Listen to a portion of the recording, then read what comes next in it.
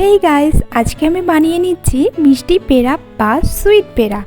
তো এই সুইট পেড়াটা বানানোর জন্য একটা মিক্সিং বলে নিয়ে নিলাম হাফ কাপ করে 1 কাপ ময়দা। তার সঙ্গে দিয়ে দিচ্ছি 3 টিস্পুন সয়াবিন অয়েল। এখানে স্মেল ছাড়া যে কোনো অয়েল ব্যবহার করতে পারেন। এরপরে দিয়ে দিলাম সামান্য একটু লবণ, আর এগুলোকে এবার মিশিয়ে নিচ্ছি বা ময়াম করে নিচ্ছি। ময়াম করে নেওয়া হয়ে গেলে আমি হাতের সাহায্যে একটু মুড করে নিলাম। মুড করে নেওয়ার পরে এভাবে একটু বাইন্ড হয়ে আসলে মনে করতে হবে যে এটা পারফেক্টলি হয়ে গেছে। তারপরে আমি অল্প অল্প জল মিশিয়ে একটা ডো তৈরি করে নিচ্ছি। ডোটা হবে যেভাবে আমরা নর্মাল রুটি তৈরি করার জন্য ডো মেখে থাকি, ঠিক সেইভাবেই এটাকেও মেখে নিতে হবে। মাখা হয়ে গেলে 10 মিনিটের জন্য রেস্টে রেখে দিলাম। 10 মিনিট পরে চলে এলাম ডোটার কাছে। এখান থেকে একটা বড় আকারের লেচি কেটে নিচ্ছি।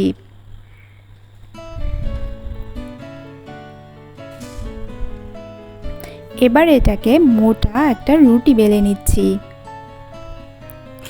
অল্প শুকনো ময়দা ছড়িয়ে দিলাম।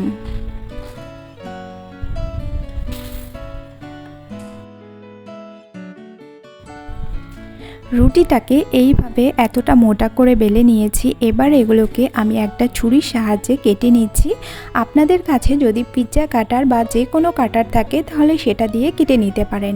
প্রথমে লম্বালম্বিভাবে কেটে নিচ্ছি। এবার এই সাইডেও কেটে নেব।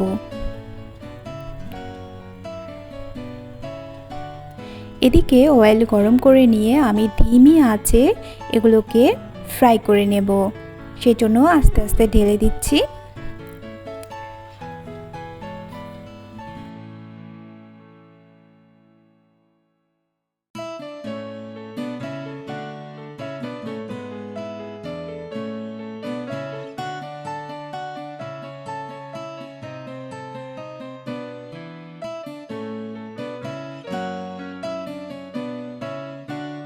পেড়াগুলো যখন ফ্রাই করা হয়ে গেছে আমি এগুলোকে তুলে নিচ্ছি।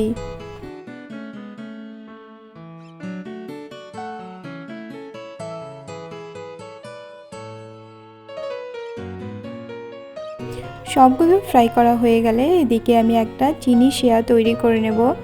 আমি এখানে হাফ কাপ জলের মধ্যে 1 কাপ চিনি 10-15 মিনিটের মতো জাল করে নিয়েছি।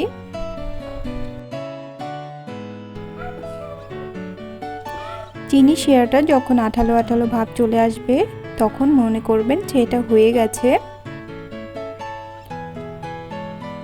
এবার আমি পেড়াগুলোকে ঢেলে দিলাম। এরপরে মিশিয়ে নিচ্ছি সবগুলোর সঙ্গে। 5 মিনিটের মতো এগুলোকে ধিমি আঁচে জাল করে এভাবে নাড়াচাড়া করে নিতে হবে।